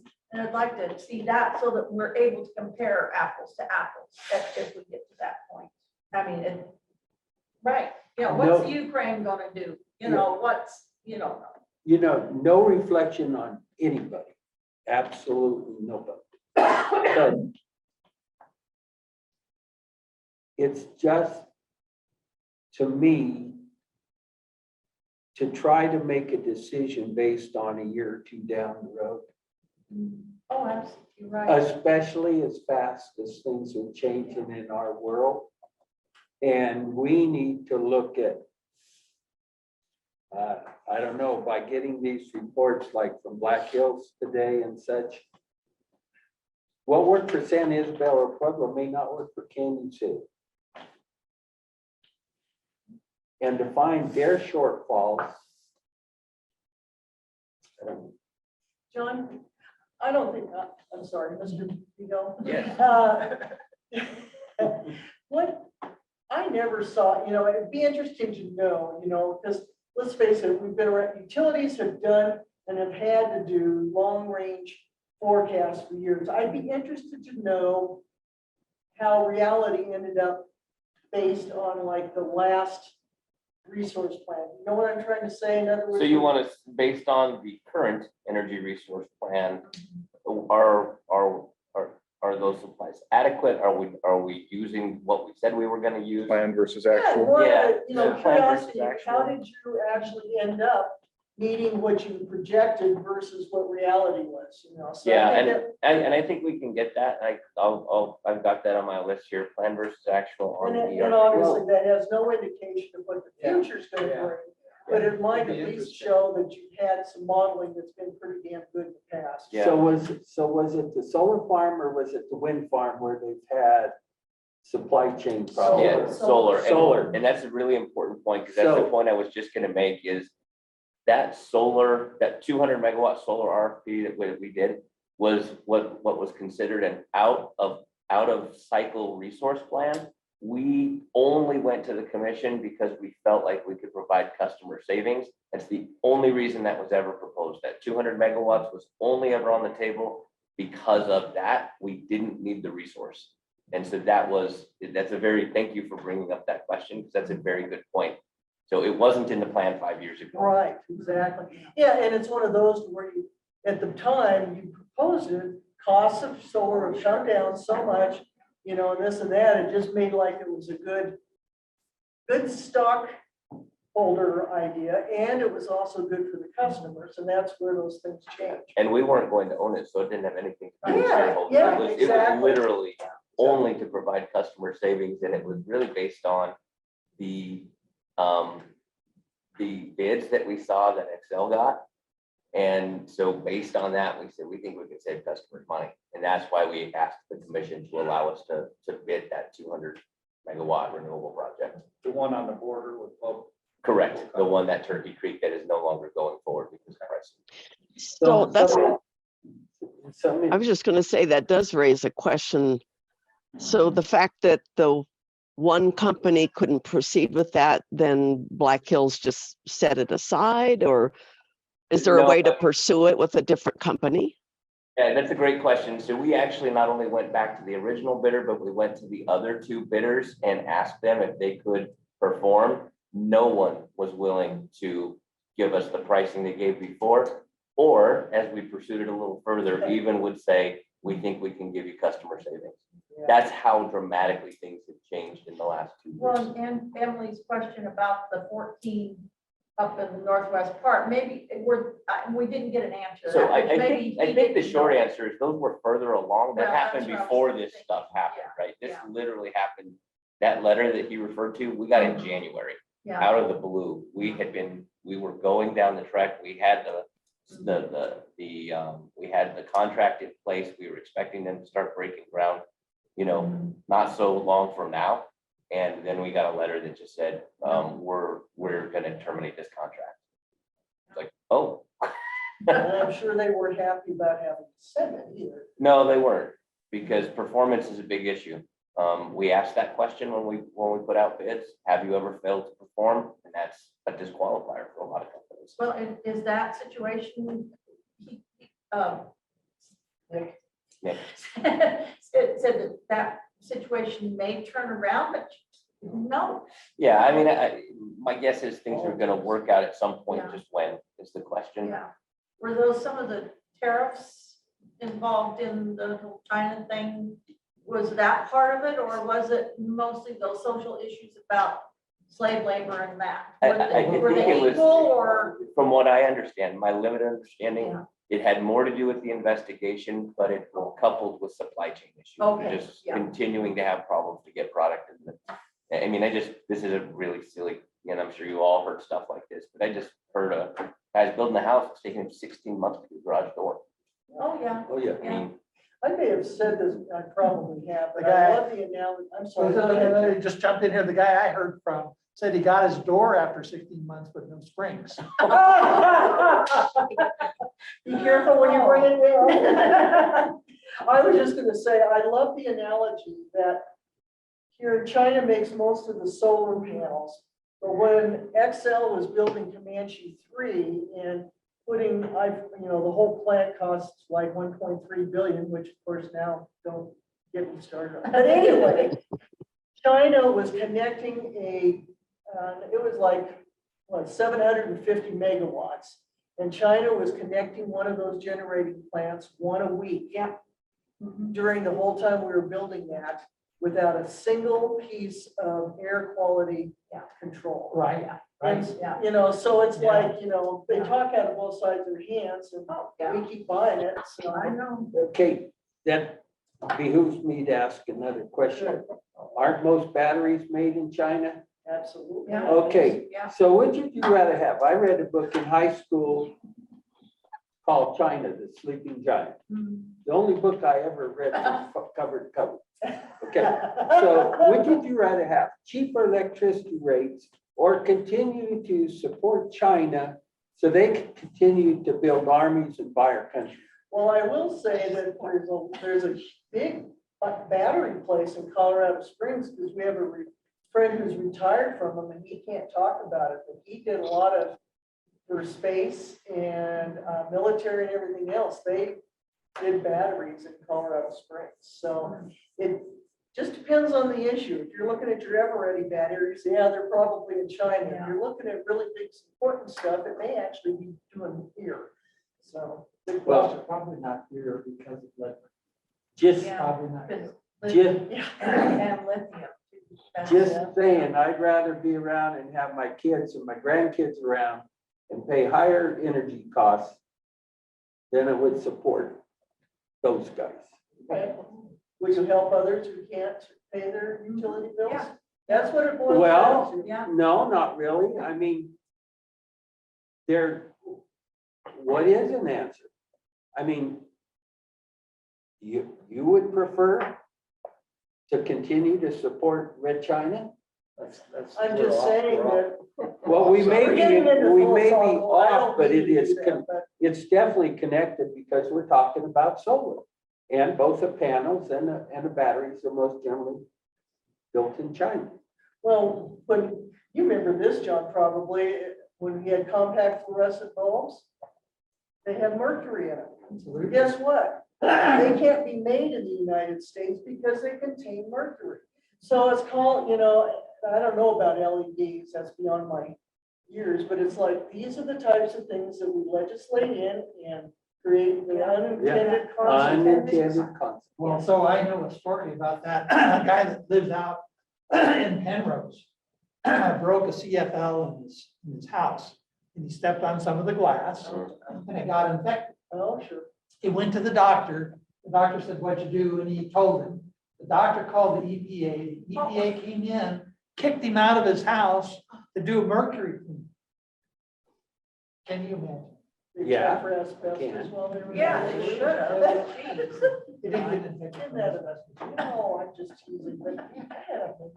Oh, it's awful. Well, and how many of us at our age, we played with it in Yeah. in Hey. the science No, my- labs. Watch the roller get a ball and roll all over the Yes, place oh and my everything. My dad would have a fit of that. Well, good, you knew more than the rest of us. Well, yeah. Cleans pennies too. Did you want to get back to? What do you want? What do you want? Are you? What, I'm getting hungry. What do you Yeah, got let's going? go. That's Ryan- fine. Ryan is gonna get that information in as far, I think it would be a good idea for us to send some type of correspondence Yep. to the Yeah. PUC. Thank you. Yeah, and just one question, adding new members. How do we want to go about that? Should several of us walk up and down Main Street and ask business owners? I mean, I'm being totally serious. I mean, we've tried this before in Yeah. our process originally and had very little response. Zero, pretty much. Yeah, So I think how do you we do could- that? You can certainly let them know that it's open and Yeah. we're looking for members and Yeah. We'd advertise. Yeah, we have advertised that it'll be open for 30 days. Saw that. Yep. Yeah. But Is it yeah, Go if you, to a chamber meeting?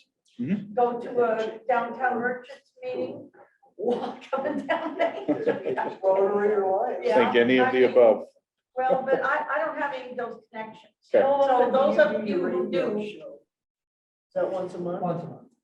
That might be just a quick, I don't know if you have. July, plans. so it'll be in July, when we do our next one.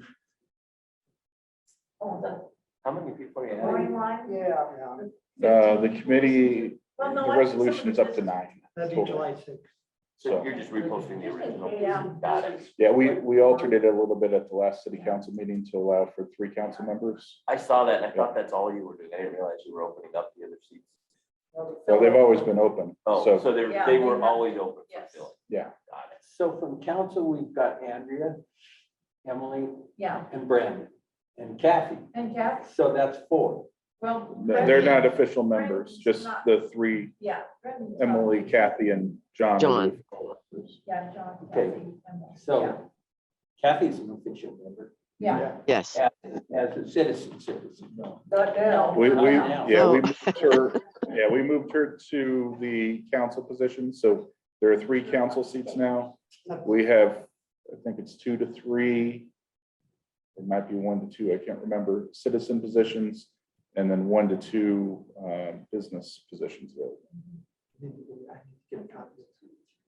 By the way, but we had to do that because of open meeting laws. Yeah, Yeah. yeah. Okay, anybody got anything else for us?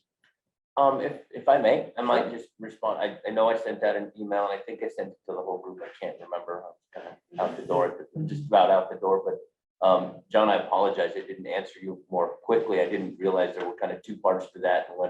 And when Ryan and I talked about this meeting today, the Clean Energy Plan meeting, I thought we were finished, but just so the committee understands, that's kind of, the question was, have we offered anything concretely?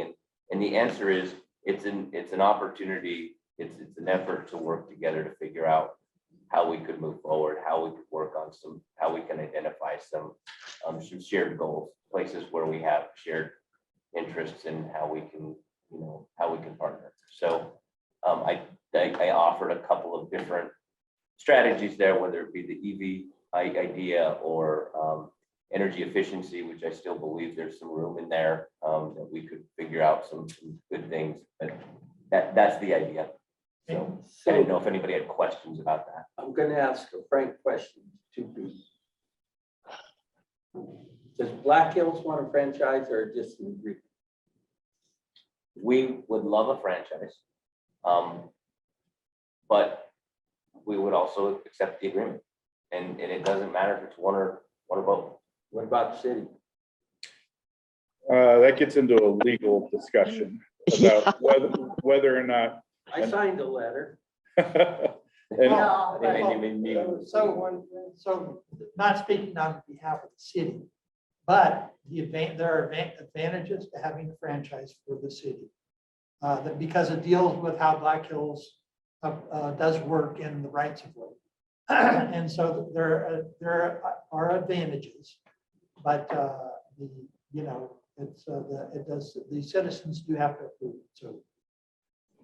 Okay, You can have a franchise and agreements. No, it's not always. It's just that a franchise covers just certain things. And those advantages to both sides can be handled outside of a franchise. So there's the possibility of the side agreement with a franchise. Okay, we done? Thank you. Thank you. That's a good one.